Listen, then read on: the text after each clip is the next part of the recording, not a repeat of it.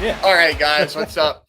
So, we just came back from an awesome, eventful week for probably all of us, right? Busy. We got Luke Davies here, who's prepping for one of the biggest shows in strongman, to date for any 90 class athlete. Um, we got John, who's been busy with his World's Strongest Opinions all week, and then we had a great episode last week with LJ Fickenworth from Deathbed and Royal Revised. We got a lot of insight there. It was a lot of fun, and I'm looking forward to getting to do that again with a lot more artists. We got some guys coming on. We got the guys from Carcosa. We got oh, goodness gracious, why can't I think of his name right now? Ben's coming on with us eventually, and then I was just in talks with Will Ramos. We got a hold of the manager. We got something coming up here soon, guys. So when time allows, we're gonna have Will from Lorna on. I'm gonna break the news. Crazy. I can't keep that a secret anymore. Yeah. Okay. I feel like Cam's not going to be able to control himself. No, well, I'm Dude. gonna have to. I'm gonna have to learn how to find a way. But yeah, amongst that, we got a lot of guys that we reached out to. We got, it's all coming together. It all comes down to schedules, but busy week. So this week we're gonna touch on reviewing Woe Is Me's new single, and then Left to Suffer's new single. They're actually on tour right now with Chelsea Grin, Carnifex, touring through Suffer in Hell and Suffer in Heaven's part of the tour.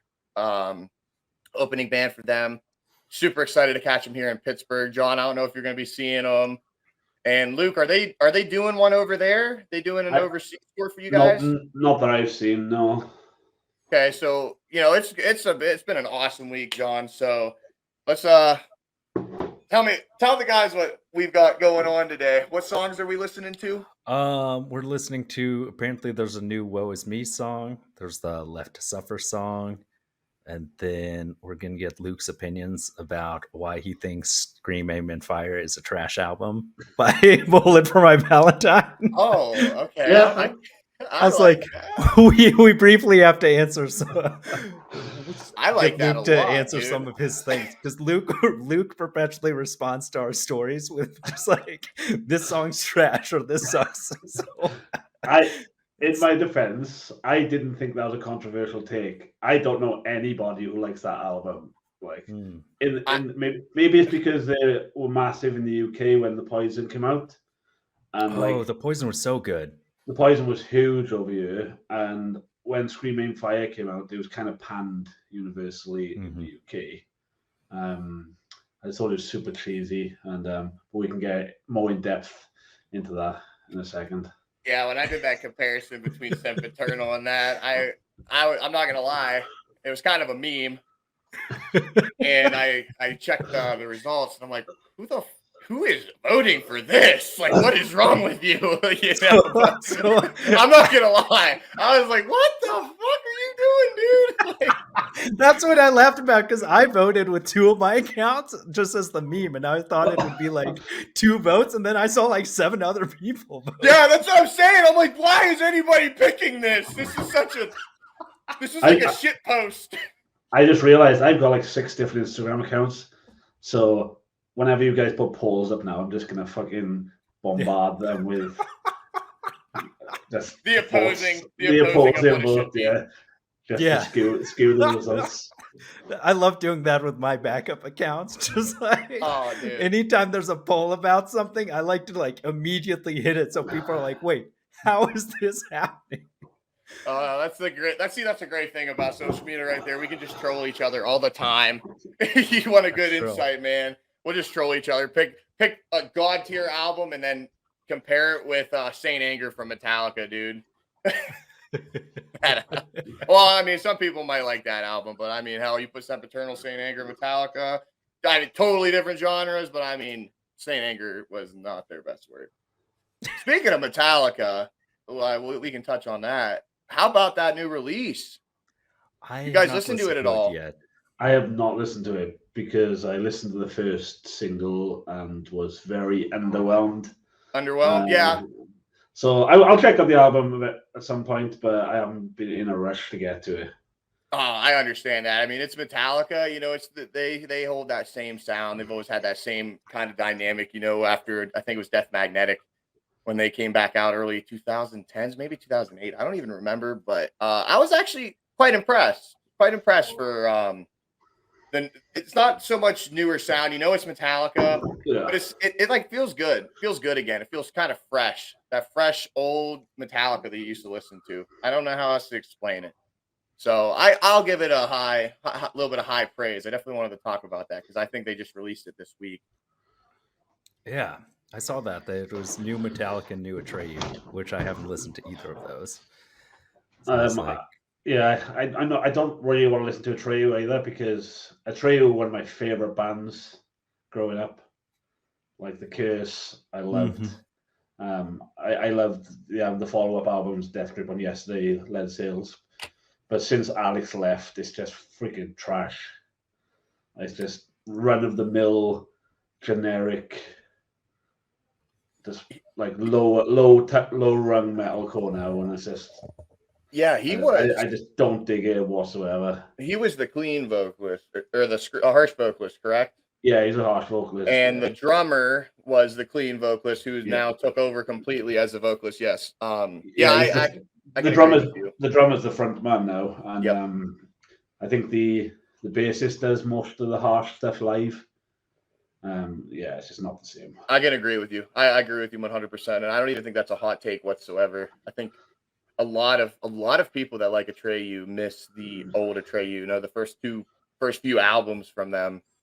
And then I found it impressive when I started listening to Atreyu, you know, as I'm a drummer, and it's very, very, very hard to sing and drum at the same time. So when I found out that he was like a vocalist and he actually sang and all, I was like, dude, that is awesome. So it got me into him a lot. But I knew that the one vocalist left. I don't know exactly when, but I definitely don't care too much for the newer style. So I can agree with you there, Luke, a lot. Yeah, it's not that it's really bad. It's just compared to the older sound, it's just a bit boring for me. Oh yeah, absolutely. They were like the epitome of what a metalcore band was back, you know, when they first were releasing those albums at the peak of, you know, metalcore really taking over the scene, you know. So they were definitely, for a lot of people that are big older fans, you know, they're a front runner for a lot of them, you know. And then you got the Bullets, then you got, you know, list goes on. But surprisingly, they're still around. They're still touring, and I mean, they're not doing bad.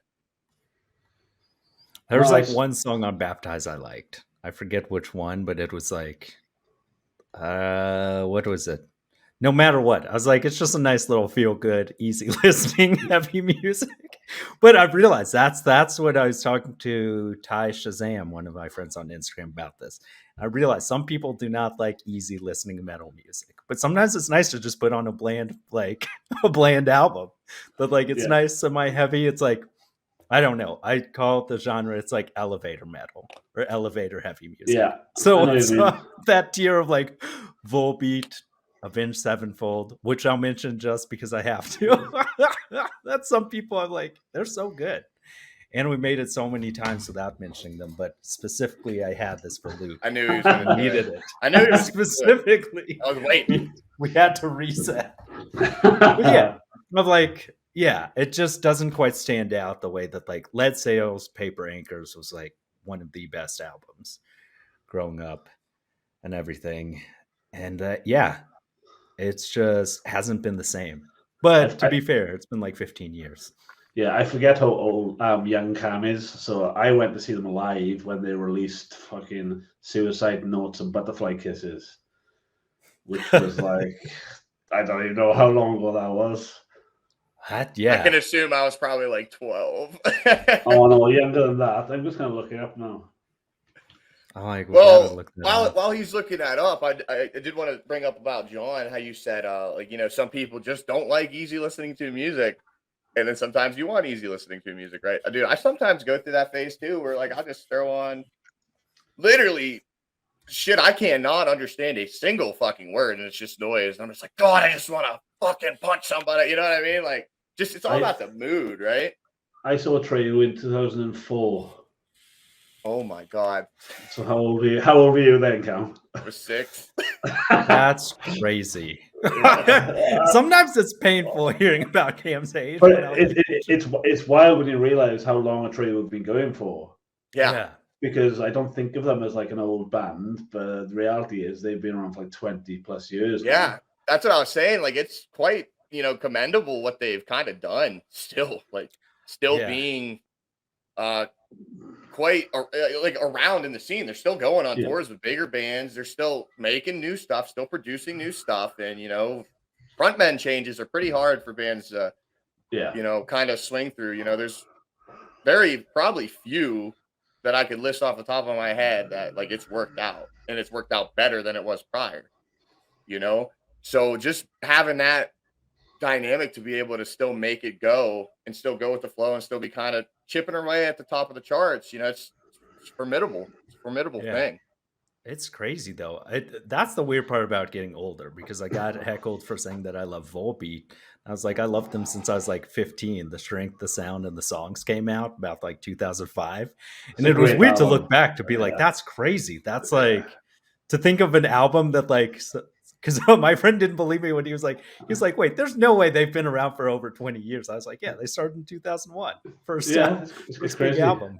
Yeah. And it doesn't. It's weird to think of like, yeah, it's painful when you start to see 20-year anniversary editions of albums you remember very, very clearly. It's painful, but it's also great when they tour and just Yeah. play the album from start to finish. Ooh. I love those tours. So that's one thing we've talked about before. I like when bands will play their old stuff because I've had it happen to me a few times when you see a band, they only want to play their new album and they'll play like one song from the old stuff. And that's always sad to me. Yeah, it does. It does I'm suck. like, I'm like, I I'm know- not here for your new album.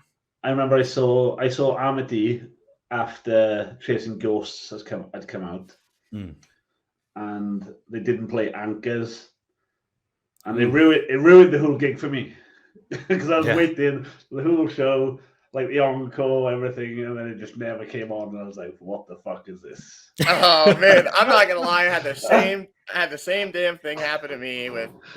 Like you guys said, I'm young. I'm very young. So a lot of the stuff that I do love that you guys got to listen to live when it was out at the top of the scene, a lot of it's for me has been going back in time and trying to put myself like I was there, even though I wasn't. Right. So Asking Alexandria, one of my old Asking Alexandria, one of my favorite metalcore bands of all time. Stand Up and Scream, 10 out of 10, amazing album. Right. I got the freaking chance to finally see them live. They were with Bad Wolves and they were with Papa Roach. And Papa Roach put on an amazing show. I was super surprised, but I really only went to go see Asking Alexandria, right? So this is right when it's the album that I think it's Alone in a Room, might be the album. Don't remember. Either way, it was that album that song came off of, just the release of it. So they were on tour with them. I'm like, all right, cool. Go to see them. They played Run Free. They played Moving On, right? And then they played Eve, which is a little bit of a heavier one. And there's another like semi one where he kind of screams. And I'm like, oh my God, like we're getting close. Like they're going to play a Prophecy or like Final Episode, not the American Average. Nope, nothing. I was so pissed. I was so fucking pissed off. I was like, I never want to fucking see him again. This is fucking stupid. Like, I've been there. It did. It ruined the whole gig for me. But then Papa Roach came on, and I was like, God, man, Jacoby, you the man. That dude knows how to hype up a crowd. I don't know if you've seen Papa Roach. If you're not a fan, I mean, if you like seeing a good show, man, they're a good band. I was very taken aback by it. I will say that. I've never seen Papa Roach live. I have seen Alexandria back in 2010, I want to say. So they did play all the old stuff because it was new at the time, obviously. But yeah, it was sick. I think it was. I would have done it. I would have done anything to see that. It was in a bar with maybe 200 people, if that. I want to say those are some of the best shows of like small bars and everything. I've seen some wild bands that are like huge now in tiny venues. I saw A Day to Remember in a small tiny bar. Parkway Drive I saw in like a pub. That's awesome. That's crazy. Their old shit was fucking banging too. I mean, holy shit, yeah, that's awesome. And that's like, I mean, that's what's cool though, right? So you guys got to like watch it live, right? You guys got to live through it. Something I get to appreciate is that I've went back to figure some things out, and then I get to hear it from the likes of you, the likes of John, other people, just anybody, you know, because I'm a lot younger than most people that like listen to this stuff, right? So I'm typically already at the disadvantage, but I get to learn so much from.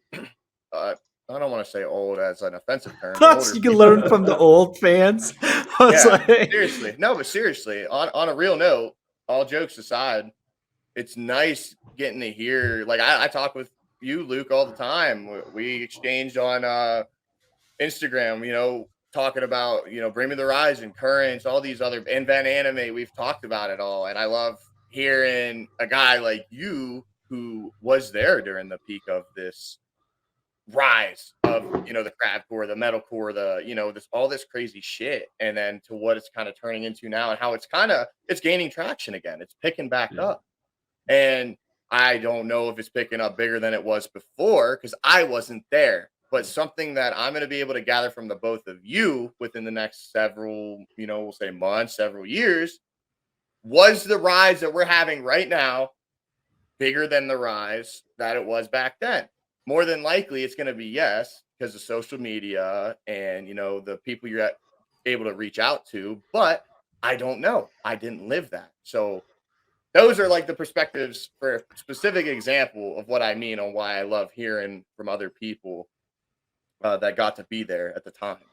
yeah, because I think the weird thing is these days I feel like maybe it's just because I don't go as many to as many shows as I used to, Yeah, but same. there's some magic of like 2003 to 2008 where you had bands like Job for a Cowboy, Black Dahlia Murder, Every Time I Die, and several other bands I saw that were like at dive bars, like the kind Oh of yeah, bars that like all have been shut down since then for serving underage kids alcohol, which was great at the time in those days. Like, but now it's interesting because I feel like there isn't now that like because we were slightly in the days like Ticketmaster and everything wasn't as much of a thing, so it was like you could just like you'd see a band show on like just a poster on like MySpace and just show up and pay your $15.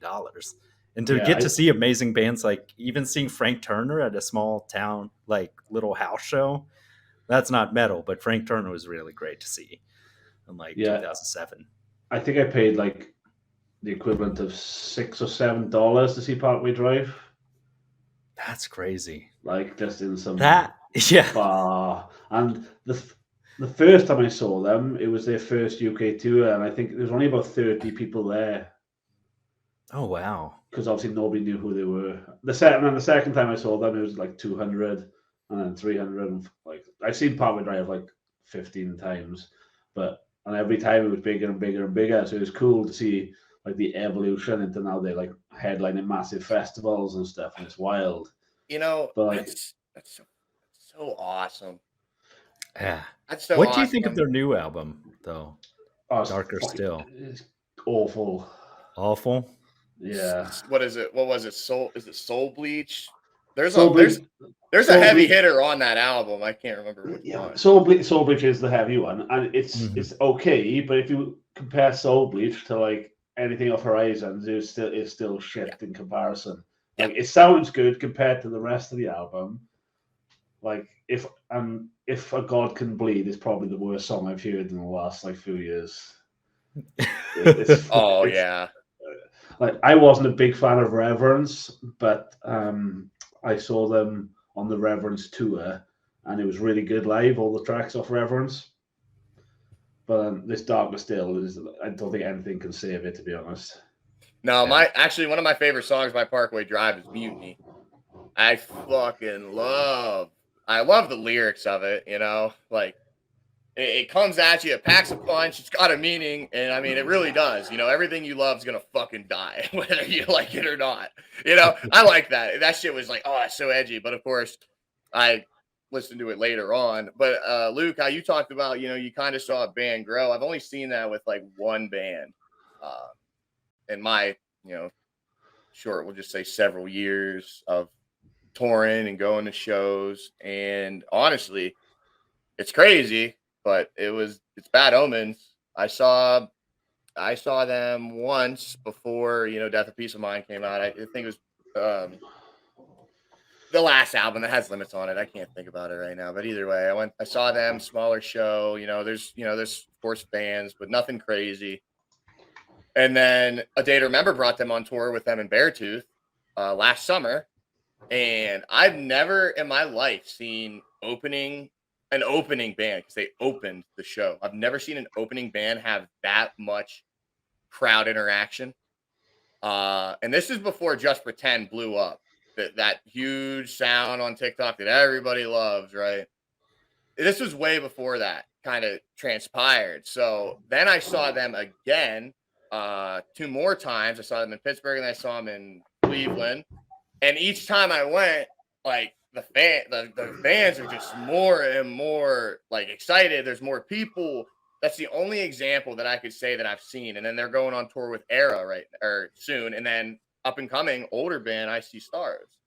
That's starting, I guess, to make a rise again, which I'm super excited for. If they're going to be the ones to save crabcore and that EDM thing, Eskimo or Electric Callboy did it. Let's see if I See Stars can bring it back. You know what I mean? The OGs, one of the OGs. I See Stars' first 2 albums were freaking awesome. Oh I will die on that hill. Yes, they were. Oh my god, dude! I want to see them so bad, just to see like 10,000 friends unite, and then but just like, oh my god, I can't wait for that one. So that's gonna be fun. But it's nice seeing this uprise and all these bands kind of coming back. Woe Is Me. You said it before we even started this, Luke. You're like, man, I haven't heard that name in years. Which we are actually going to listen to if we want to pull that one out. Let's get to it. Let's get to it, because let's do it now. I'm expecting a big. I'm expecting something good here. It has to be good. Otherwise, we do have the Def Cam system. If he puts up 3 fingers, they have 30 seconds to improve the song, that we just cancel it. I guarantee I'm going to like this. Yeah, hopefully. I just have a feeling, man. I think they did a Pop Goes Punk cover, and it was, I think it was a Taylor Swift one, and it was nasty. Are you ready for it? Let's do it, baby. Let's go. Ghost by Woe Is Me. Ghost by Woe Is Me.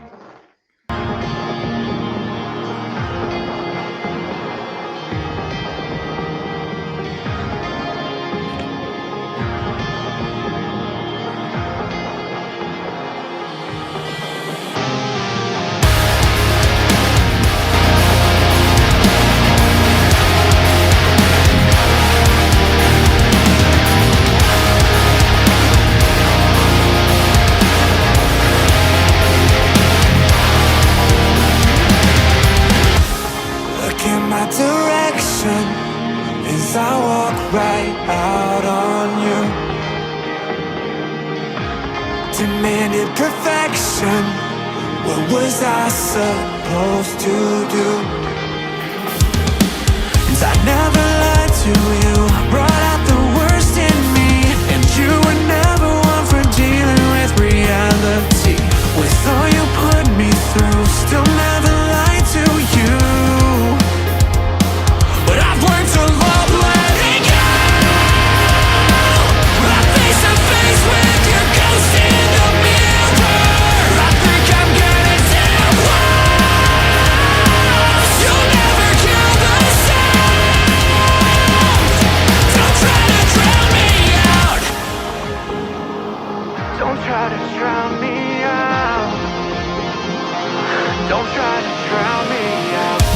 Hear a voice in my head, every thought that I see. I can never fit the mold of who you thought I should be.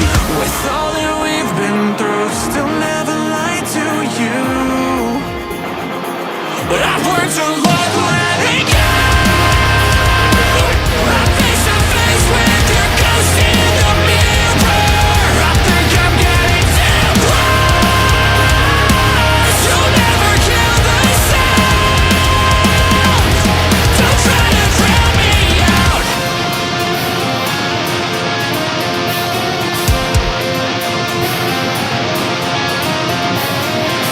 Take everything you say, play it back and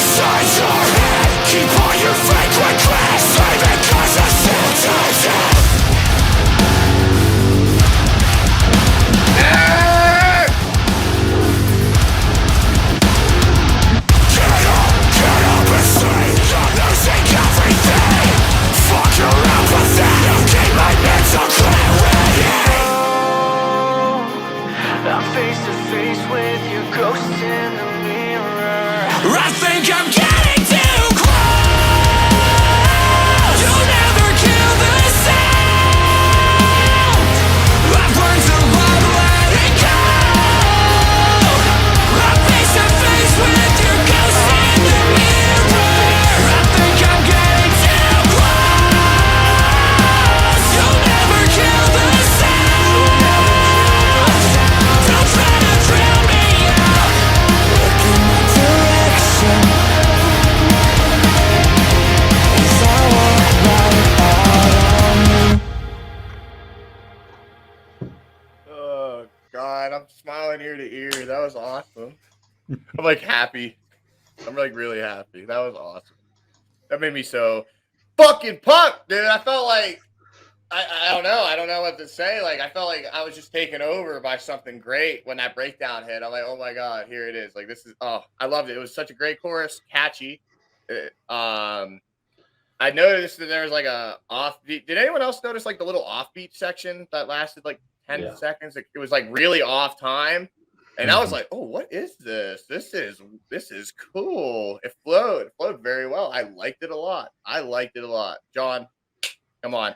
You didn't like it. Here we go. I briefly hit a Def Cam 3 at one point. Really? And I was like, certain parts of it, this is going to sound very harsh. Sometimes the lyrical content was a little bit like, it felt a lot like praise and worship music goes metalcore. So if you're like into church music, there's a brief part where it was too like Christian rock sounding, which is okay. The breakdown was good and everything, but a bit of the lyrics, and maybe it's just I've gotten spoiled recently by like people send us so many amazing albums that like I have high standards, so it's like a little bit there's a slight miss, but there was some parts that did hit.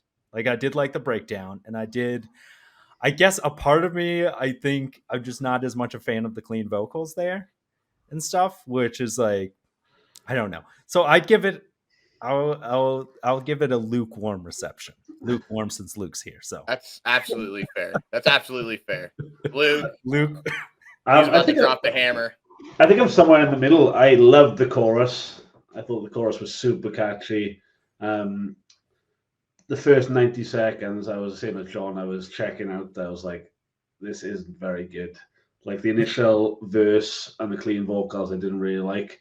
But then as soon as the chorus kicked in, really enjoyed that. And the bridges got smaller in between the choruses.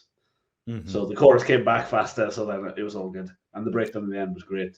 But yeah, the initial, I think it was like 60 seconds sort of intro, initial clean part with some cheesy lyrics. Real cheesy lyrics.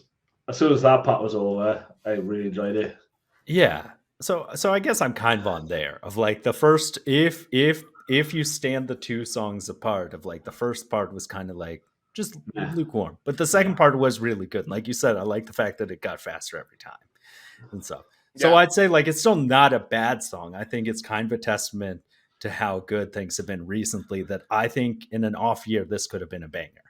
I liked it a lot because it was Woe Is Me, right? Yeah. I feel like if I listen to it again, I'd just skip the first minute. Mm-hmm. That's fair. And then I'd probably like it a lot more. If I just That's fair. The chorus is what really caught me. You know, the chorus was really good. I had the hype, you know, because I'm like, God, like new Woe Is Me. This has been a long time, you know, since we got a band coming back and doing music again from back then. So I had that excitement filled in with it. I 100% now that the excitement's a little bit wore off. I do agree with you. The beginning was a little slow, but as soon as that chorus hit, dude, I was sucked in. As soon as that chorus, I don't know, and it was a simple chorus. It was a simply written chorus, but I don't know, it did what it was supposed to do. I enjoyed it. The breakdown, I felt like the heavens or something. Like we're like, yo, here it is. Here's your breakdown, dude. I liked it. It wasn't crazy though. It wasn't like holy fuck, like never heard that before. No, it was good. I liked it. So convincingly, you're gonna say a 3, John. A 3. 3 out of 5. I'll actually give it a 3 out of 5 is actually not that bad. Okay, that's still passable. Fair. That's fair. I think I came in with super high expectations in that first minute. I did almost give it a 3. A part of me wanted to be, but they did clean it up, because after that first minute, I was about to be like, you have 30 seconds to make this a good song, and they did.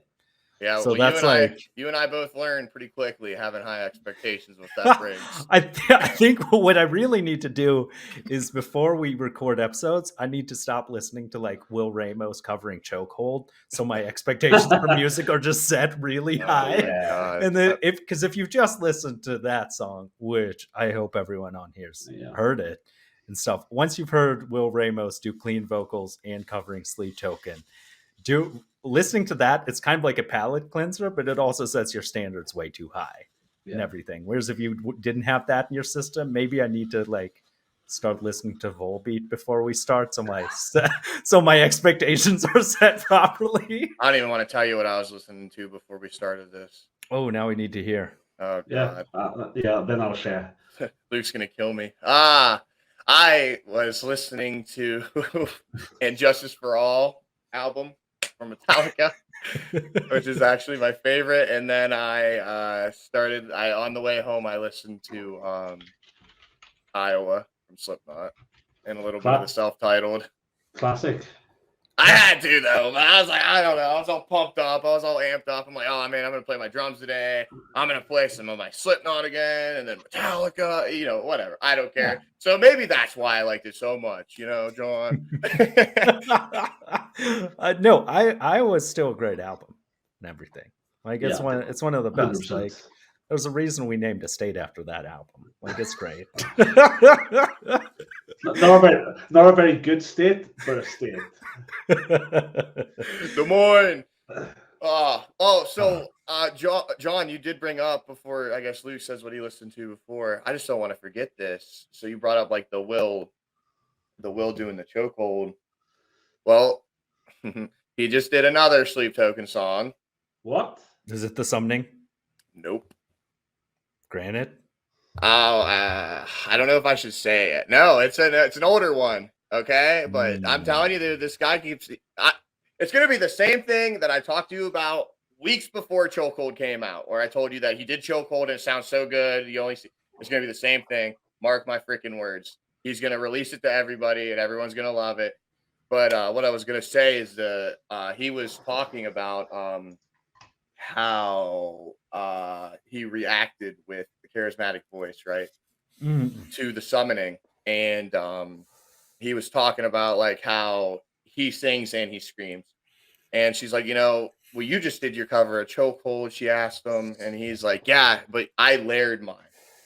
He says, I either go all scream or I all sing. I cannot mix them both. Yeah. And I found that very interesting. I was like, oh.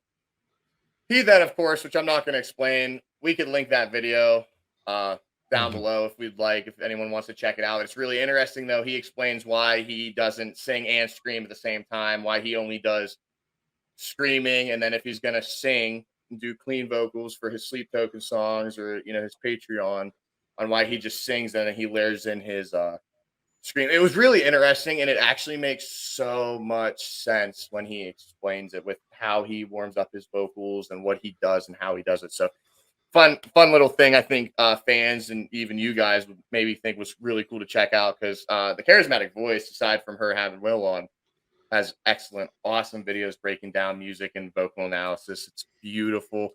The intellectual like things that she brings to the table that you as a normal listener don't really think about, that she gets down to a science. It's super neat. Anyways, Luke, what did you listen to before we checked that song out? I was just listening to a band called Blacktoothed. They're like a German rock band.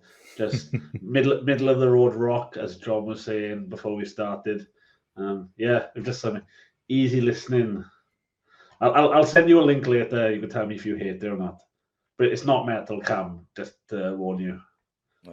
No, I'll probably like it. I mean, as long as if it's got the qualities of, it's not just metal that I like. A lot of people think it's only metal. I've noticed, because somebody called me out about it, I really only like melodic shit. That's what I was told. They're like, you only like melodic stuff, because I think it was Gideon album, More Power, right? That's what it is, that new one. Someone's like, yo, this album's like really good. You should review it. And I'm like, I'm not going to review it. They're like, oh, why not? I'm like, because I don't know. It just wasn't I expected everything that was coming. It's hardcore. It's that sound, right? It's not my thing. And then they're like, well, what are you listening to? What are your go-tos, right? And this is somebody that doesn't like really know me too well. They just know my music taste from talking. And I explained this, and this, and they're like, okay, yeah, you seem to really only like melodic stuff. And I'm like, yeah, you know what? You're probably right. It maybe is melodic because I guess if you look at Lorna Shore, they are super melodic, back behind crazy blast beats and crazy tremolo picking on the guitars and harsh vocals. But you can hum the melody to every single song off of Pain Remains and not do the harsh. You take the harsh vocals out, you can hum the entire song. That's just an example. As well as progressive sound, like a progressive sound, like the Invent Animate that we got, that album that they blessed us with this year, Heavener, very progressive, and it has its touches of melodic, but it's very progressive, right? Same with the new Periphery album that came out. So they kind of made me realize I'm like, oh, you know, maybe it's just like I like really melodic progressive stuff that's like got really hard written different time signatures, but melodic at the same time, right? I could see that. It's kind of like I have to, because I like stuff that has that melodic feel and stuff that's kind of like discordant and everything. Like I have to be in the right headspace to listen to it. Kind of like who's a group I would think of like that? Like That's JPEG progressive. Mafia. Oh, No, I'm okay. saying for like stuff that's like discordant and sounds kind Okay, of got like you. weird and everything. I would say, yeah, that I love that Gideon album, by the way. I don't think it's terrible. Don't It's think I think it's terrible. it goes hard.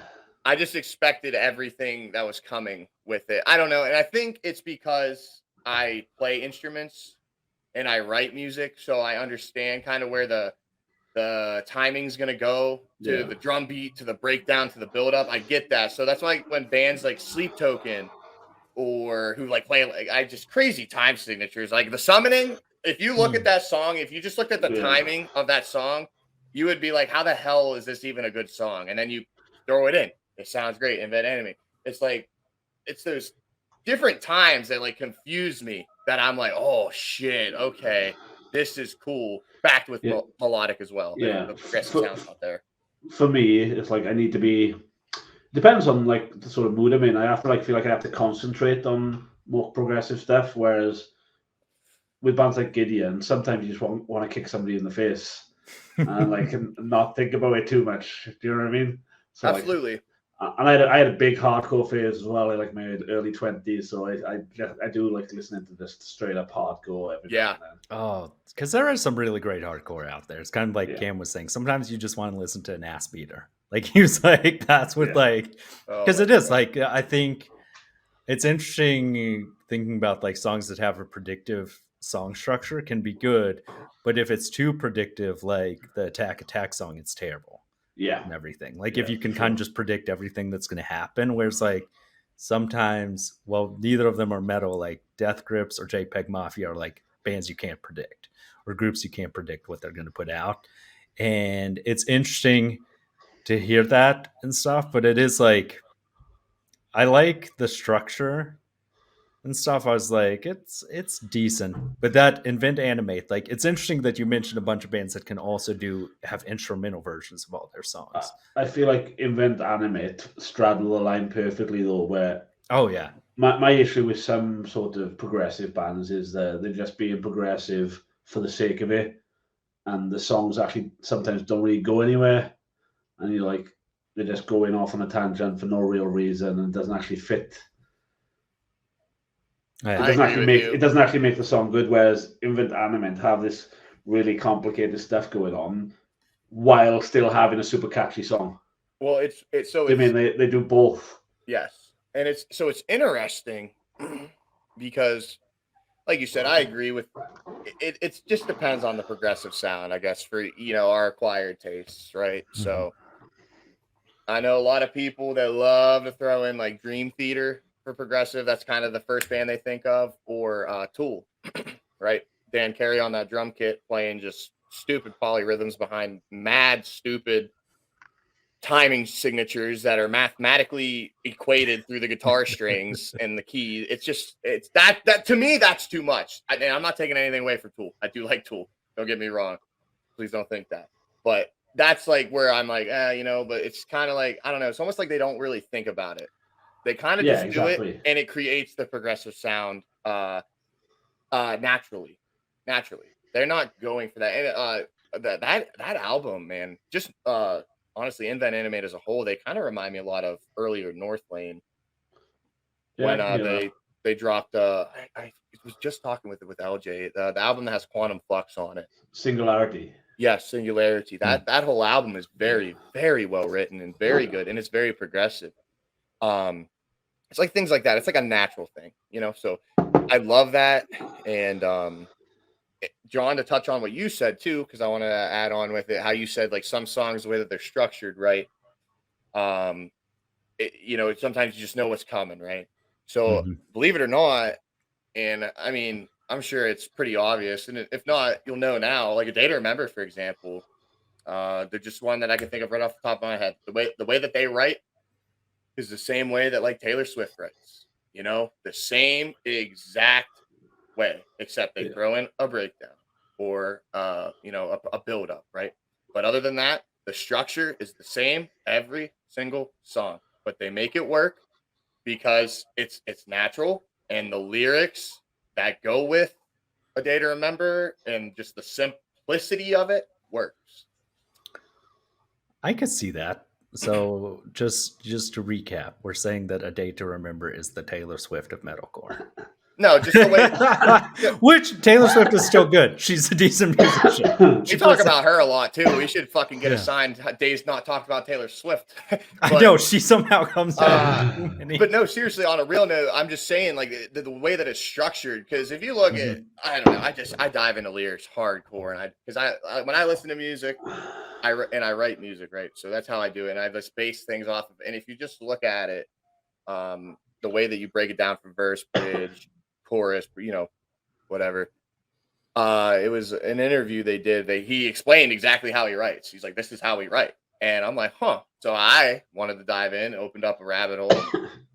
Holy shit. It is spot on, just like it. Of course, the lyrics and everything else are totally different, but it's just the way that it's structured. That's all I'm getting at. The simplicity sometimes just works fucking magnificently. That is a good point, though, about the lyrical structure. If the lyrics had been better for the Woe Is Me song, I think I would have had a little bit more patience at the beginning. Yeah, and everything. But those lyrics felt a little bit too cheesy. I'll have to look up what the actual lyrics were, but that was my first thought. Though, like, oh, this is super cheesy. Yeah, I struggled a little bit with the chorus. Some of the lyrics were a bit too much like. Yeah, I'm not gonna lie, I don't remember a single word that was in that song. Maybe that's what it, because like listening to it was just like, what is it? Look in my direction as I walked right out to you, demanded perfection. What was I supposed to do? And I never lied to you. You brought out the worst in me, but you were never dealing with reality with all that you put through me through. Still never lied to you. That sounds like a Taylor Swift song. Yes. As I was reading those lyrics, I was like, I guess that's what I'm feeling.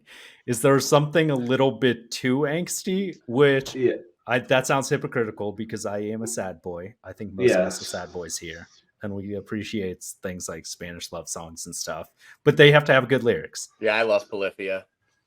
Yeah. Yeah, I'm a super sad boy. Spanish love songs like my favorite band, so. Yeah. Oh my god. They're good. I fucking love that band so much. Cam, what's your opinion of Spanish love songs? I honestly don't listen to them. I just think that Polyphia sometimes sounds like a Spanish band. Like you'd go to a Mexican restaurant and I don't know, because they play on nylon strings. It's weird. I don't know how to explain. Oh yeah. I think that's why I enjoyed the chorus of Woe Is Me, because I couldn't understand the lyrics.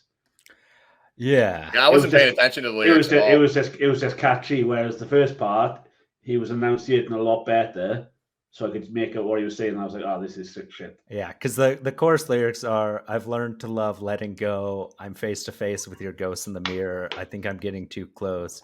You'll never kill the sound. Don't try to drown me out.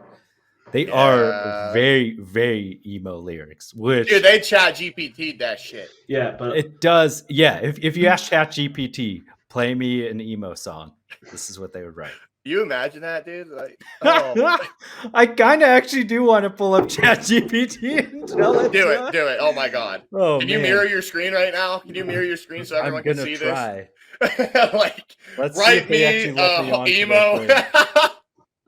That'll be great, dude. That'll be fucking because sometimes great. there are like so many people are on ChatGPT that like, oh man, I have to log in. Okay, I can continue with Google.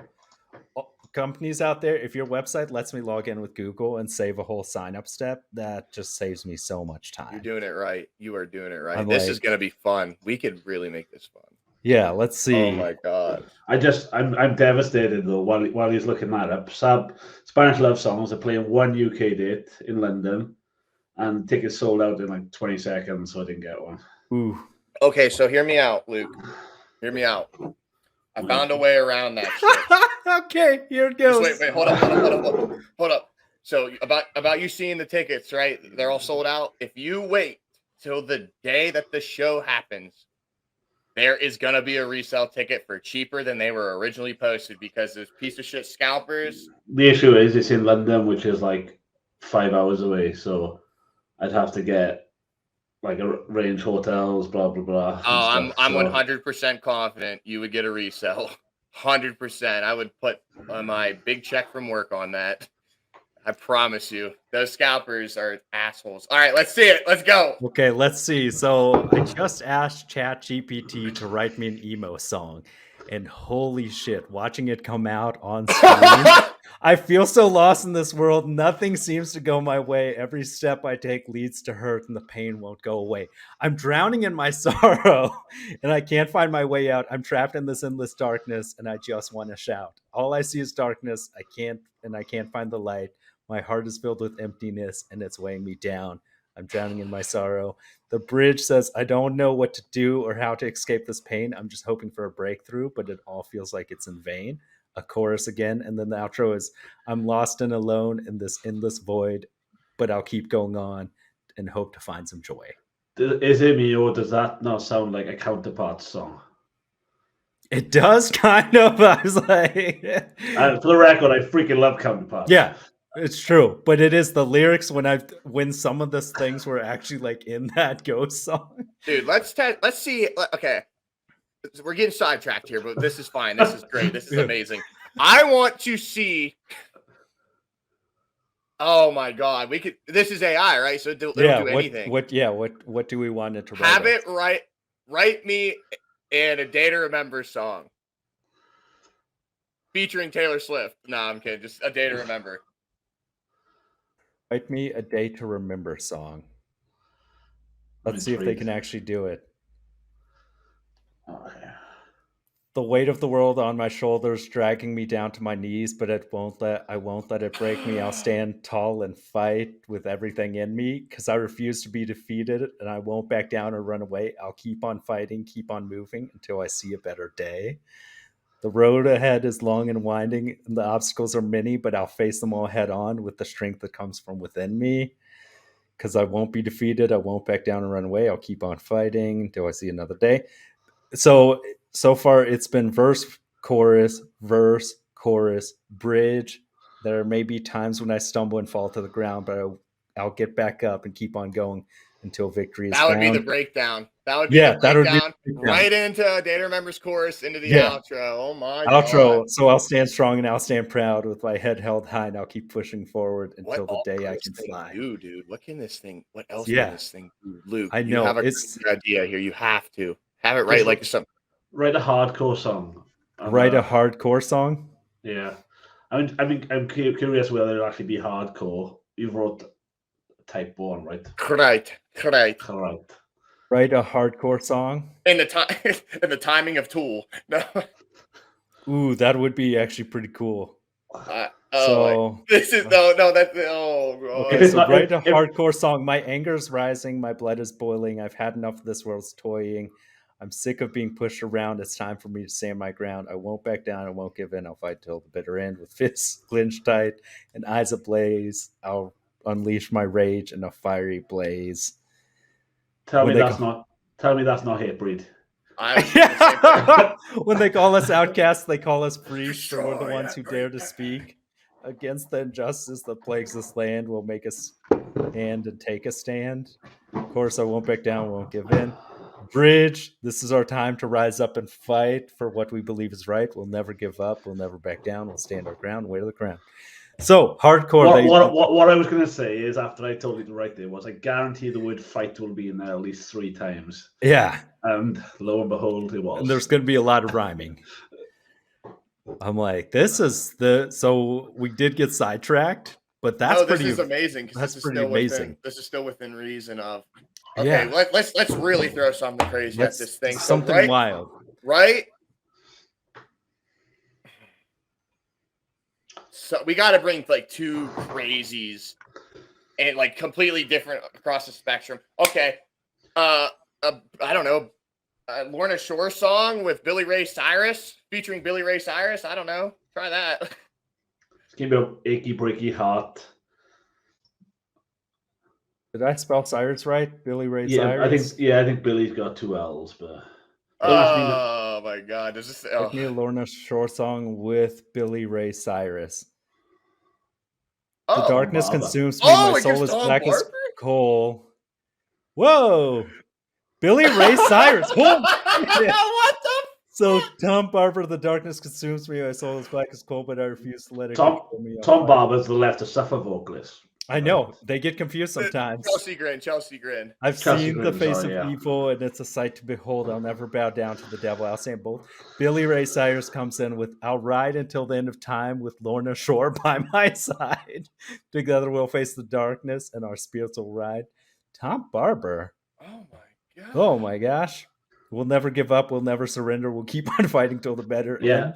With Lorna Shore and Billy Ray Cyrus. Tom Barber and Billy Ray Cyrus singing that together, man. That's so good. It's a song by Left to Suffer featuring Billy Ray Cyrus about Lorna Shore. Sometimes the AI, they really do just like throw you a curveball where you're like, wait, so it's a song about Lorna Shore. Write me a Lorna Shore song with so the way the AI interpreted it was write me a song about Lorna Shore. Yeah. It's interesting that they chose Tom Barber. Tom Barber's who they thought would pair up nicely singing about. That's fascinating to see how it interpreted that. Quick.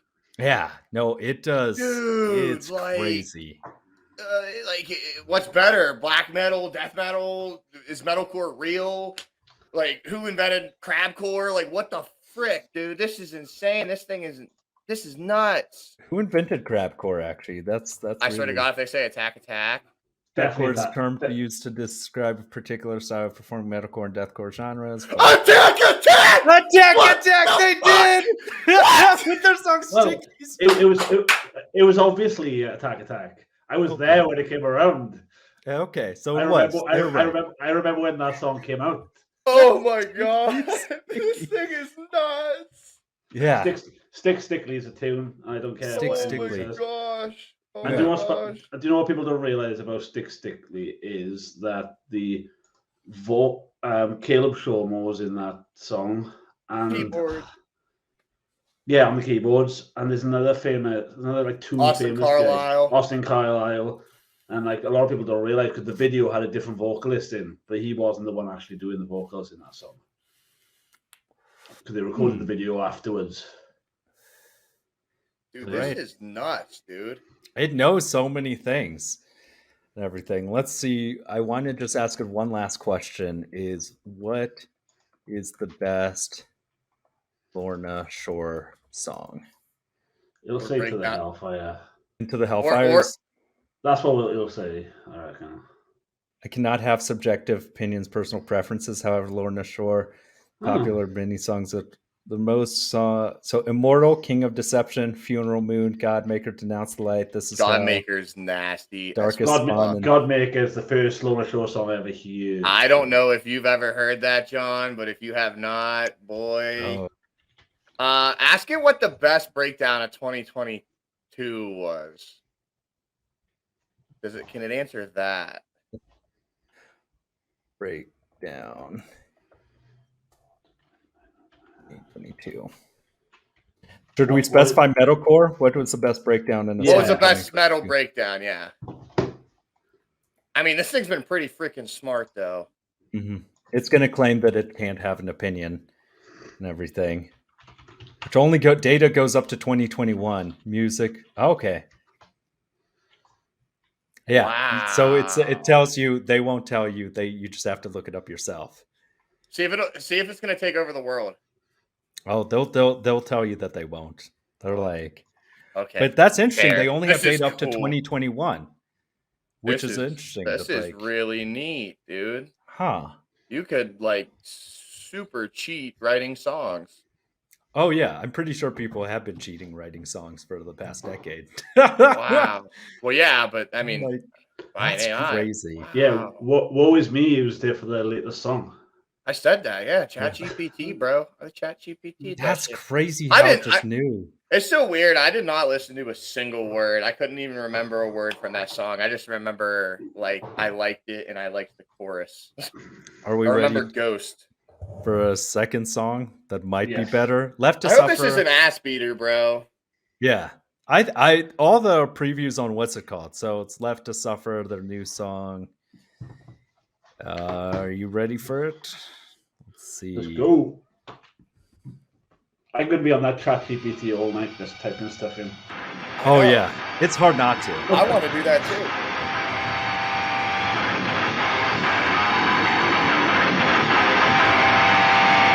Breaking me down as quickly as you build me up, and I'm still here thinking about it every day. 'Cause we're all built to feel pain, try to feel nothing. When will anything fucking change? Why does it matter when we're all gonna die? Why can't you ever fucking look me in the eye? Why am I the one that you've chosen? So make up your fucking mind. You try to rewrite my reality. They didn't go just spit in my face. Keep my name in your mouth, all that is it taste. Why do you sit there and belittle me? When you choke in your own animosity?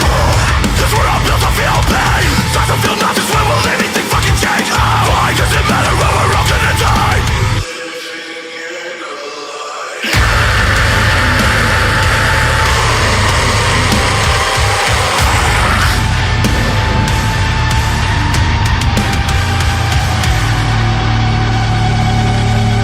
They're gonna play it slower. I always trusted you, but you disappoint me.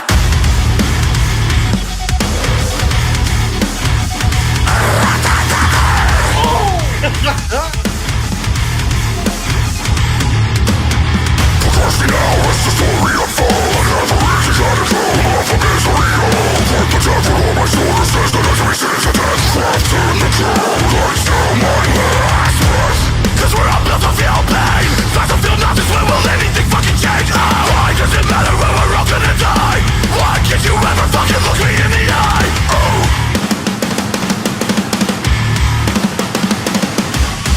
Breaking me down as quickly as you build me up, and I'm still here thinking about it every day. 'Cause we're all built to feel pain, try to feel nothing. When will anything fucking change? Why does it matter when we're all gonna die? Why can't you ever fucking look me in the eye? Why am I the one that you've chosen? Oh man, fuck, dude. That gave me super crazy Running Man hardcore vibes in the pit, dude. Oh yeah. Did you like think the same thing there, Luke, for a second? I don't know. Harm's Way one, yeah. God. Yeah. That funky bass thing was so good.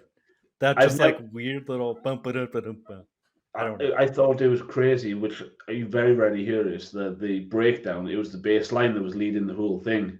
Mm-hmm. Rather than the guitars and the drums, it was like just this lead bass line that was wild. I did not expect it like that, because it was relatively normal up until that point. Yeah. And that That was was crazy. that was instrumentally super, like beyond instrumentally more sound than I ever thought I was gonna get from that. The triplets on the snare into the build up into that breakdown, and then he switched into the crash and then did the triplets on the feet. And then I was like, God damn, what the fuck? Like, that was good, man. He's actually a great vocalist. He does covers all the time on Twitch, Twitter. He's very active with his fans too. He's always playing Rocket League. Taylor Barber from Left to Suffer. Sorry, guys. Yeah.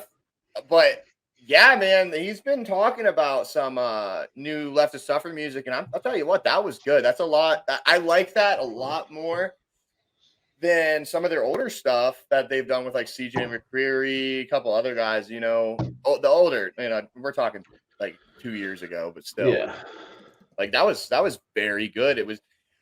I wanted to ask: would you call that deathcore? Would you call that hardcore / metalcore? Like, what kind of that doesn't really fit in the deathcore genre for ear sound to me. It was very fast, like a lot quicker, I thought, than most deathcore stuff. Obviously, the vocals are deathcore-esque vocals, but yeah, musically, it was a lot different than most type of stuff in that genre. I would really like to know what we would specify that as now, because you know that's. I would say, go ahead. I would say it was more on the metalcore side, really, just with harsher vocals than you typically get. Like. Yeah, and the lyrics were not really dark in any way. Maybe it is. Maybe that's the sound they're going with. Yeah. I was under the impression with their older stuff that they're more of like a deathcore band, right? But that was a new like nice sound. That was nice. He did like his voice. Did you notice the little Will? Did you notice it? Did anyone else notice that like snotty Will thing? I liked the fact that he didn't have the same. It wasn't the same all the way through vocally. He changed it up a lot. Like, there's a lot of different sort of vocal styles going on there, which was cool. Yeah, that was very good. That was a very good song. I would absolutely so much recommend better that. than the other one. That was it was way better. Camp 5, if not more. Namely, I would describe it as, because of that breakdown, I would describe it as funkadelic metalcore, of just like that weird, like that having the bass lead it was crazy, because you're like, that's a good bass line and everything, but usually you just hear that in the background. You wouldn't have the bass leading the whole thing. So I'm like, I was a big fan. That was good. Of like all around was like, it is a little bit weird after having ChatGPT write lyrics, where you're like, I think ChatGPT could have come up with these lyrics. They're still good, but it's weird to realize that AI can. It's like LJ said last week, though. You know, anybody can write lyrics, right? Mm-hmm. But when it comes to putting that son of a bitch together and enunciating words with the guitar tone or the drums and everything, that's where it gets tricky. So sure, you could do that, but good luck putting a good song together. So, you know, if people are doing that, kudos to them, because, you know, I wouldn't be able to tell, but that was a good song. I do want to bring up, though, out of the songs we did listen to today, that Left to Suffer one, Left to Suffer, was very, very good. And Taylor's vocals have come a long way. Yeah, I'd say that one was a solid song. Oh yeah, I would say that was up there with some of the ones that we've listened to this year. It's not going to beat the old girls that bring crabcore back, though. That's true. Not enough space, though. That band is excellent. I'm excited to get them on. Yeah, if we can get them on, that would be great. Yeah, we're close. We're getting close having them on here. Luke, did you end up checking out that tune by them? No, not yet. It's on my list to do. I will listen to it as soon as we finish today. Yeah, but yeah, it was really good. So dude, the crazy thing is, so in our episode where we reviewed them, they're at like 1,500 monthly listeners on Spotify. It's crazy. Now I'm pretty sure that they're like at like 15,000 or something. Like, it's gone up by an order of magnitude. What's the song called again? No Way Out. No Way Out by Not Enough Space. Yeah, I got it. It is very, very good. I'm just saving it so I can listen to it later. Oh yeah. So I'm like then, trying to figure it out. Well, That's Luke, oh man. while John tries to figure it out, I do want to Oh, ask you. so I figured it out. When we talked about them, they're 1,500 monthly listeners just like 3 episodes ago or 2 episodes ago. They're at 22,701 monthly listens. Like that's crazy. yeah, it's a big That increase. song's good. I mean, I got the craziest reaction out of both John and I. Yeah. Oh my god, we were like, what? Yeah, watch the video too. It really sets the mood. So, Yeah. Luke, before we wrap up the episode, though, I definitely want to ask. Tell us about the different dynamic with music overseas in England, where you got you got big bands coming from over there. Is metal a big genre over there, or is it the same country poppy stuff that we got over here in America? It's obviously not as big popular as your Taylor Swifts of the world. Country isn't really a thing in the UK. Obviously, the big American country artists are still popular over here. Like I think Luke Combs is doing a tour next month, and some people I know are going to it. I've never listened, but I would say the big bands are playing like big arenas over here. Like Bring Me the Horizon play like Wembley Arena, and like big like 1,000-seater sort of places. Parkway Drive play big arenas over here. A Day to Remember play like 3,000-4,000 capacity places. I'm not sure like what the comparison is in the US. It's Like not. It's not big. I mean, like your big bands. what sort of size venue would the Day to Remember play in the US? A college gymnasium, a D1 college gymnasium, and then if they got an outside show, the biggest outside show that they would get would be at like a pavilion where Slipknot would play. And Slipknot is huge everywhere, right? Mhm. So anywhere Slipknot or I think Trivium's probably up there right now too with popularity that they're going to play at a really big venue, but we're talking tens of thousands of people for Slipknot, right? Yeah. But I just figure that over there that I don't know, I feel like it's more appreciated maybe because a lot of bands do come from that way. I would say a lot of metal bands play arena tours over here. So like Gojira just did an arena tour, which is like 5,000 capacity at every venue. Yes. Like I said, A Day to Remember, Bring Me the Horizon, Trivium playing big venues, Machine Head are playing big venues. So yeah, if the equivalent over in the US is gymnasiums, then like when I say big venues, I mean like the biggest venues in the city. So like they play like Cardiff International Arena, which is the biggest music venue in Wales. Yeah, no, none of them are doing that.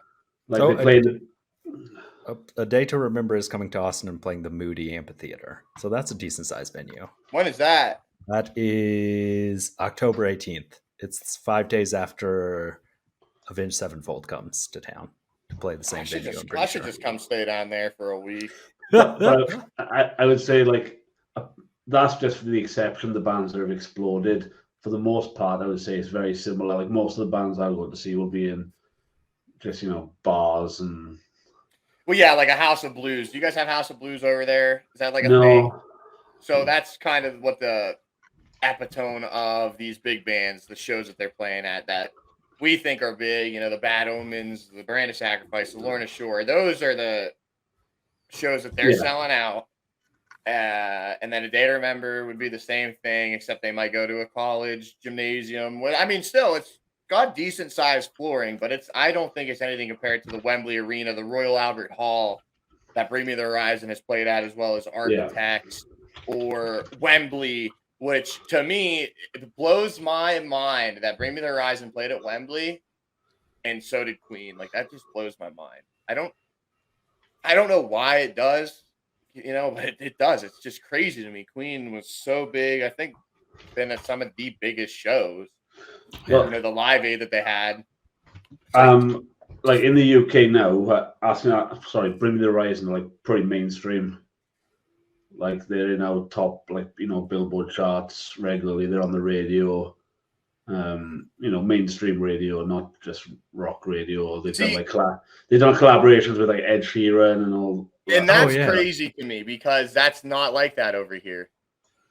That's not like that over here at all. I mean, I could honestly say, and John, please correct me if you've seen, or not correct me, but chip in onto this.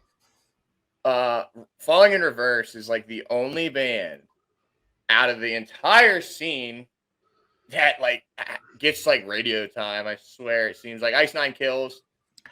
It's hard because I don't always listen to the radio anymore, I don't listen to the know. radio much either, but I do know what they're typally playing because what they play on Sirius is what they're playing on the radios. A lot of the time, unless you're listening to like liquid metal, like that's not going to be on the fucking radio. Yeah. But I guess when I say radio, I mean like BBC radio, as in like the national. Yeah, that's what I'm saying. National radio. Do you know yes, that's what I'm saying, and like we don't have that. That's not a thing. Like I would say that Falling in Reverse and maybe is the only band I've seen get on with like Popular Monster when they dropped that. I was like, holy shit! Like, I think some of their older stuff pops up. Like at least, I mean, the heavier stuff that pops up on the radio would be like, I guess when I went to Orange Theory a few times, like they do play their version of heavier stuff is always like Breaking Benjamin, Avenged Sevenfold, and like that kind of stuff. No, you're right. That's exactly what it is. Godsmack. But it only tends to happen with bands who are like change their sound so they become more poppy and like they don't play olds, like they'll play like greatest hits things. I think it was about 3 years ago. Bring Me the Horizon played Wembley Arena, not the stadium, the arena. So it was like 6,000 people, and obviously most of the fans there would have been new fans since they become popular, and they bust out "Pray for Plagues" in the middle of the set. And you can see people in the crowd were like, "What the fuck is this?" Like, obviously, you can't really do the vocals anymore. The deathcore stuff, but it was still pretty cool. Like, my god, I would have killed. I saw them twice. 2000 and it would have been 2019. I saw them twice. I drove 6 hours to Virginia, Norfolk, to see them. It was after they dropped Ammo, which I'm not going to say anything great about, but it wasn't awful either, I guess. But they played a lot of the stuff on that. And then the next show that they do, they're playing the deathcore medley that they had. I used to make out with Medusa, Pray for Plagues, for Stevie Chelsea Smile, and Diamonds Aren't Forever. Or the Comeback, I'm sorry, the Comeback and Diamonds Aren't Forever. And they mixed them up and put them into one song. And I'm like, dude, what the hell? So I'm like, I got to go see him again on this tour. I have to. So 2 months later, I go, I see him again. I'm like, dude, I think they're going to do it. They're going to fucking do it. Nope. Did next day and the day before, they played them, but not my show. Same fucking shit happened this year, dude. They were playing Diamonds Aren't Forever with Brian Garrison Knocked Loose. They were doing it every other show. I, of course, am on the shit end of the stick there, and I don't get to see it. And for me, I just want to hear him growl one time, dude, like with that old shit. It's all I want. Like, and I can die peacefully, but no. I'll show my age again. I saw Bring Me the Horizon before they even had an album out. He had an EP. Yeah, this is what the Edgiest Seat was made for. Dude, imagine if they remastered that EP. Yeah. I'm just saying. Good times. With what they know now. I saw them support. They opened for Killswitch Engage. I was just sick. Killswitch Engage is so good. That's incredible, though. What's an episode we have to say how good they are? Oh, yeah. Absolutely. They're definitely one of the front runners. But you saw them with Howard, right? Or Jesse? Howard, yeah. Yeah. Fuck that's Jesse. so unique how poor Jesse Lee. No, I like Jesse. He's a great vocalist, but Howard is the king. Yeah, it's okay though. He's accepted that. Mm-hmm. He's accepted his step stool above the throne. It's funny because Jesse is like probably still one of the best vocalists in metalcore, but it's just because everybody compares him to Howard. I didn't. Dude, Howard had a unique baritone voice, dude. I think Jesse Leach is excellent. I've seen him live with Jesse, and he's been sick. I didn't think about that. That's a crazy point to think that he is one of the best vocalists out there. He just happens to be compared to God himself. Yeah. Like it's one of those things. I never thought about that. Like if he was heading another band, you'd be like, this is Jesse has continually been getting better as well. Mm-hmm. Like I've seen him like a number of times the last few years, and he's been better every show. So I think he's like growing as a vocalist as he gets older, which a lot of people don't think get worse. Yeah, especially in metal with harsh vocals and stuff. But he seems to just be getting better and better, which is pretty sick. Yeah, and speaking of that, it's crazy too. If you look at the people that are on top of the game right now, they're coming up. It's crazy learning about like now that we've kind of seen the science behind how these guys kind of do their vocals. And I mean, we always have to bring it up, but I mean, he was really the first one to do it with the camera, got a camera down his throat. We see what the throat really does, right? Will being, it's just so cool. Cause now there's like so many ways that you can keep your voice like fresh to do that, specifically to just do that compared to what it was in the past with like, well, I'll just use Matt Shadows as an example. He fucked up his voice very badly from screaming in the past, and so is Ollie. It's the same with Ollie Sykes, man. He didn't have a freaking clue what he was doing. He was just screaming and just hoping for the best, and like he made it work. He's done very well. We were talking about it last week. He's done very well with finding his voice again, kind of making it sound better. He can sing not very well, but good, pretty good. And I think the same with Danny Warsnop. He had a couple of vocal surgeries, if I'm not mistaken. Correct? Yeah, and he is an excellent harsh vocalist. I think what fucked up his voice was his singing. Truthfully, I'm not gonna lie, but it's hard on the vocals though. Of Mice and Men, their singer and stuff. Like he had terrible stuff happening with his voice. Well, that had to do with his disease his injury, as well. Yeah. Which is crazy. To do with that, I think it's like Morphin syndrome or something. Yeah, but it completely deteriorated his throat with it. It's crazy though, because like I don't know. We can have this conversation again in 10 years when these guys like Dickie Allen, Will Ramos, are still going. Like, yeah. We'll see if they're still going and able to still do the same things because. They say that it doesn't hurt their throats, and we don't know. So it's gonna be fun to see. If you look into the more like extreme genres, like have you heard do you know Cannibal Corpse? Yeah, I was gonna bring him up. Corpse Grinder himself. No, not Corpse Grinder. The vocalist before Corpse Grinder. Chris Barnes. He was like one of the OG death metal vocalists, and nowadays he is freaking awful because his voice is just gone. I'm gonna send you a link after we're done to his new stuff, and you'll be like, "Oh, what the fuck is this?" Oh my, it's terrible. Yeah, it's crazy how some of these. Well, dude, so Corey Taylor, I do have to give benefits to that dude. He's been doing this. What can we fact check me here, John? 20 something plus years with Slipknot? I think 1999. Yeah, something like that. So.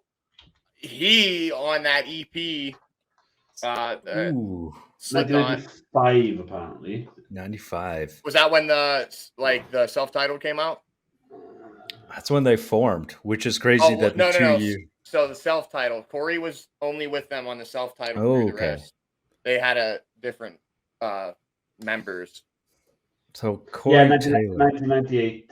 98. So the year that I was born. Corey Taylor was out there ripping and tearing vocal cords. That dude used to scream very wrong. And then he brought it into Iowa and it sounded very fucking good, but he screamed. He yelled. Into the mic.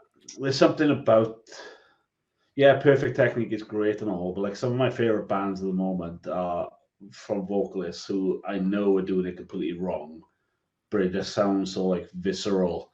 Like All Fun are probably the big example, John. I sent them to you. Yeah. Have you listened to them yet? I checked them out briefly. I need to who? again. Send them back.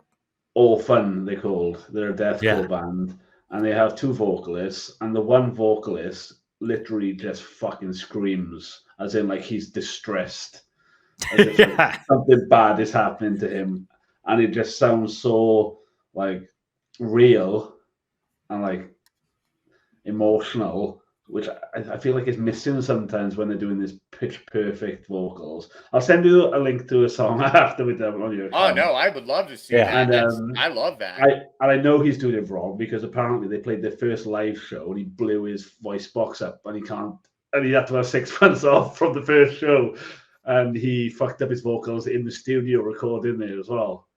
Yeah, Because it's not something to fuck around with. You got to figure it out. And that what I was But- saying with Corey. Go ahead. Sorry.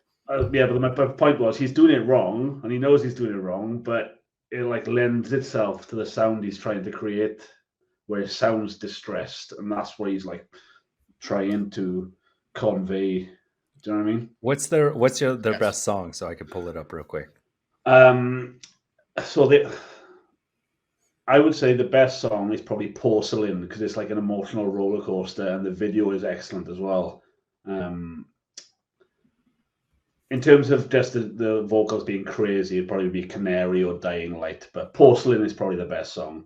It kind of like starts like a Being as an Ocean vibe, and then it just gets heavier, and yeah, the vocals are wild.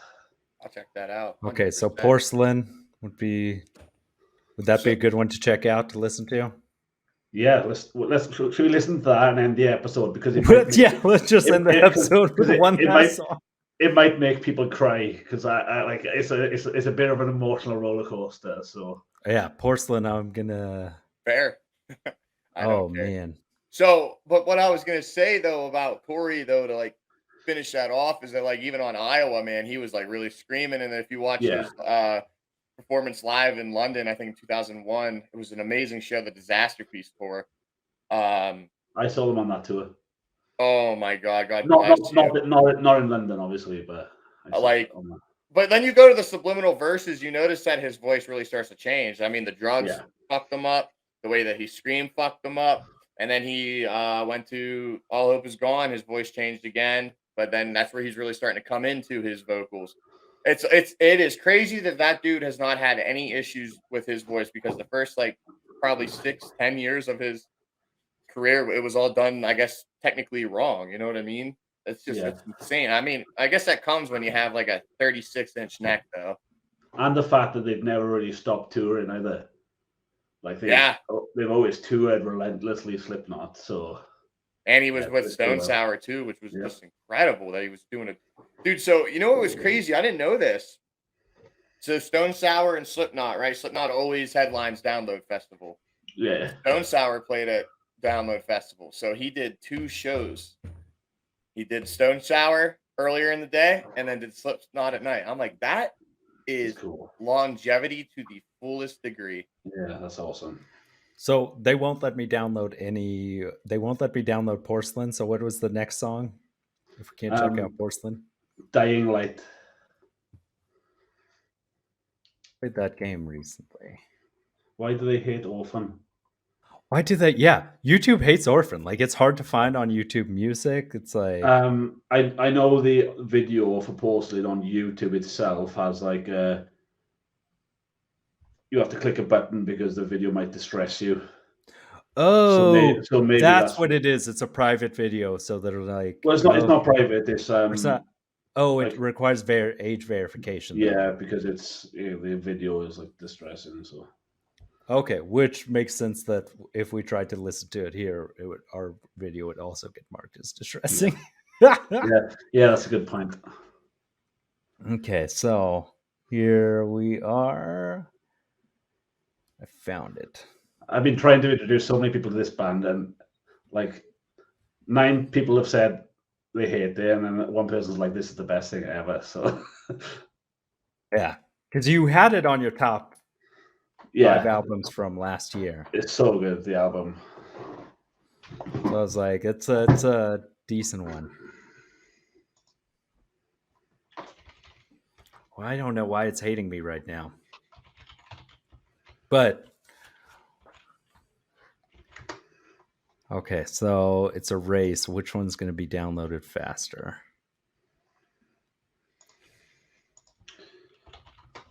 I Okay. will. Yeah, sorry. Here we are. I think I got it. Let's go. Dying Light. My PR song. This is your PR song? Yeah, my current PR song.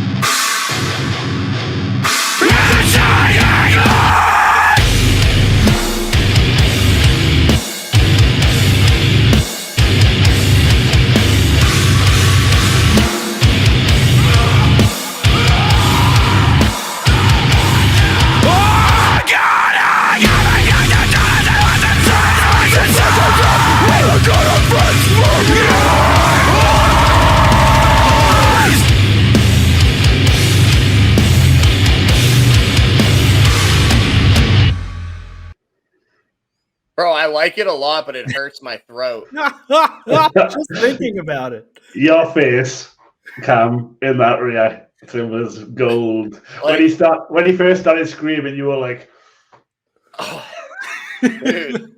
No, I'm serious. It hurt. It hurt. Yeah. I will say, I don't know if it's just because you told me that he screams wrong that I think that or not, but you could tell there's such a difference. And like the one guy really knows what he's doing with his fry. I believe that would be a fry that he's doing. yeah, the brothers as well, which is. Yeah, well, dude, homie, you can tell homie's actually like really screaming like that. And now, like I said, I don't think I may have thought the same thing if you didn't tell me that he fucked up his throat. But like hearing it like just genuinely, it fucking hurt because I haven't heard anybody scream like that ever. But I mean, that goes back to the point I brought up before, and I think that's why I like it, because he sounds fucking distressed. dude, It's, yeah, he does. He it's does, Like but if that, if you read the lyrics to the album as well, it's like the content is like wild. well, actually, to be honest with you, True. it's all enunciated very well. Yeah, it is. Honestly, for somebody that's like legitimately fucking screaming at the top of his lungs like he's dying.